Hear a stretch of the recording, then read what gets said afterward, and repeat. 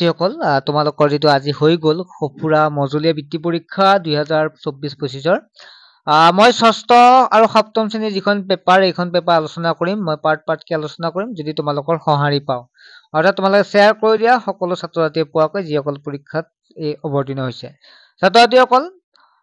সময় আছিল 150 নম্বৰত 2 ঘণ্টা সময় সো মই আলোচনা কৰিছো প্ৰথম প্ৰশ্নটো আছে কচু পাতত পানী লাগি নধৰে কিয়নো কচুৰ ইয়াৰ যে এনসাৰটো চাও তেতিয়া হলে 100টো হ'ব পাতবোৰত মম জাতীয় পদাৰ্থৰ তৰপ এটা থাকে 2 নম্বৰ প্ৰশ্নটো তলৰ কোনটো জলচক্ৰৰ অংশ নহয় ইয়াৰে চাৰিটা অপচন আছিল মেঘৰ সৃষ্টি বৰষুণ সূৰ্য জন্তুৰ দ্বাৰা পানী সেৱন ইয়াৰে এনসাৰটো হ'ব গটো হ'ব জন্তুৰ দ্বাৰা পানী সেৱন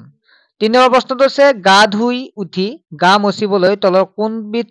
কাপোৰৰ গামোচা উপযুক্ত হ'ব কপাহী আছিল পলিষ্টাৰ আছিল নাইলন আছিল আৰু ঊণ আছিল ইয়াৰে ভিতৰত আমি চাও উত্তৰটো কত হ'ব কপাহী হ'ব শুদ্ধ উত্তৰ 4 নম্বৰ প্ৰশ্নটো আছিল বৈদ্যুতিক তাৰবিলাক সাধাৰণতে প্লাষ্টিক বা ৰবৰৰ আৱৰণৰ ভিতৰত ৰখা হয় কিয়নো ইয়াৰে ক আছে ই তাৰবোৰক মামৰে ধৰাৰ পৰা ৰক্ষা কৰে খ আছে ই তাৰবোৰক দীৰ্ঘজীৱী কৰে গ আছিল ই বৈদ্যুতিক প্ৰতিহতৰ বাবে হৰ্ষবৰ্তনীৰ পৰা ৰক্ষা কৰে আৰু যিটো হটো আছিল আটাইকেইটা ইয়াৰ এনসাৰটো হয় যে গটো হ'ব শুদ্ধ উত্তৰ ছাত্ৰ ছাত্ৰীসকল ইয়াৰ পৰা তোমালোক জনাও যিসকল ছাত্ৰ ছাত্ৰী চৰকাৰী বিদ্যালয় মাধ্যমিক বিদ্যালয়ত পঢ়ে চৰকাৰী বিদ্যালয়ত পঢ়ে তেনেকুৱা ছাত্ৰ ছাত্ৰীৰ বাবে আমি নতুনকৈ কোৰ্স লৈ আহিম যিটো আমি এপ্ৰিলৰ পৰা যিটো কোনোবা ছাত্ৰ ছাত্ৰী জইন হলে হ'ব পাৰিব ক্লাছ 6 ৰ পৰা আমাৰ ক্লাছ বিলাক হ'ব 10 লৈকে ঠিক আছে নাম্বাৰটোত এসএমএস কৰিলে হ'ল ফেব্ৰুৱাৰী মাৰ্চত এডমিশন হ'ব 5 নম্বৰ প্ৰশ্নটো লোহাৰ দণ্ড এডাল হাতেৰে চুই চাওতে চেঁচা অনুভৱ হয় এই পৰ্যবেক্ষণটো সঠিক ব্যাখ্যা হ'ল ইয়াৰে চাৰিটা অপচনৰ ভিতৰত যিটো আমি চাম ক আমাৰ হাতত থকা লোলৈ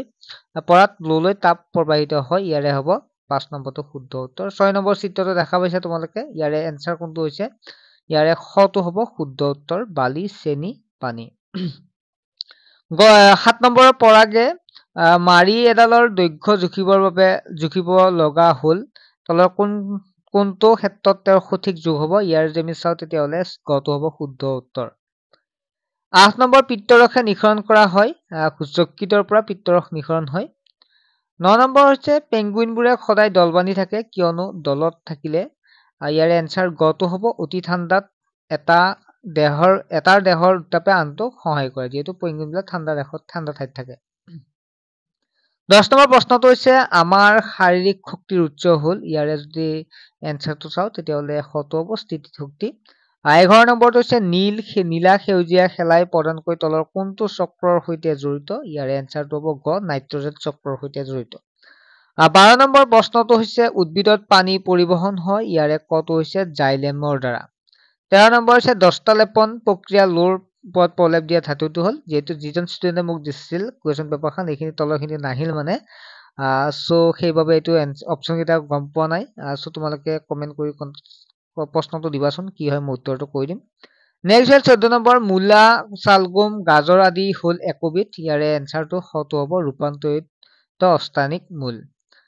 কাখৰ ফুলপাহ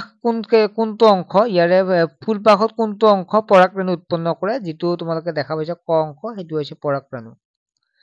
তলৰ তালিকাত উদ্ভিদৰ চাৰিজোপাৰ কিছুমান বৈশিষ্ট্য দিয়া আছে কোনজোপা উদ্ভিদ পাতত জাল হীৰা বিন্যাস থাকিব ইয়াৰ যে এনসাৰ চাও তেতিয়া কটো হ'ব শুদ্ধ উত্তৰ 1 আৰু 3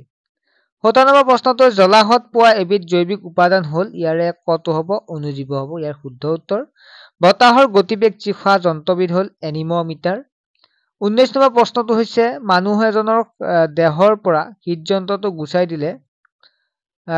দিলে তলৰ কোনটো আটাইতকৈ ক্ষতিগ্ৰস্ত হ'ব ইয়াৰে হ'ব কটো শ্বাসতন্ত্ৰ 20 নম্বৰ প্ৰশ্নটো হ'ব